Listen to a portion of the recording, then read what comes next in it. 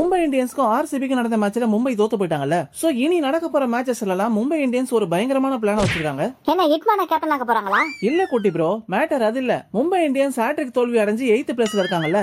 இதனால ஆர்சிபி கூட தோத்ததுக்கு பிறகு ஹார்திக் பாண்டியா ஒரு முடிவுக்கு வந்திருக்காரு. என்ன முடிவு? சீக்கிரமா சொல்லுப்பா, எனக்கு வேற எக்ஸாம் இருக்கு. குட்டி ப்ரோ, ஹார்திக் பாண்டியா என்ன சொல்லிருக்காருன்னா, மும்பை இந்தியன்ஸ் பொறுத்த வரைக்கும் முன்னாடி போய் லீட் பண்ண மாட்டேங்கிறோம், அதுக்கு பதிலா பின்னாடியே போய் பதுங்குறோம்னு சொல்லிருக்காரு. அதாவது பவர் பிளேல பேட்டிங் போலிங் ரெண்டுலயுமே லேக் ஆகறதா மெயின் ப்ராப்ளம்னு இப்ப கண்டுபிடிச்சிருக்காரு. அட பாவீங்களா, அதே இப்பதான் கண்டுபிடிக்கிறீங்களா?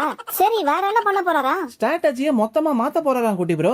நெக்ஸ்ட் மேட்ச்ல டாஸ் ஜெயிச்சா பேட்டிங்கா இல்ல போலிங்கான்னு பிச்சை பார்த்து தான் டிசைட் பண்ண போறாங்களா. குறிப்பா ஆரம்பத்துல இருந்து டாமினன்ஸா காட்டணும்னு ஒரு பிளானும் வச்சிருக்காங்க. ரோஹித் சர்மா ஆளனா அவ்வளவுதான் போலியே, மிடில் ஆர்டர்ல சொதப்புறாங்க.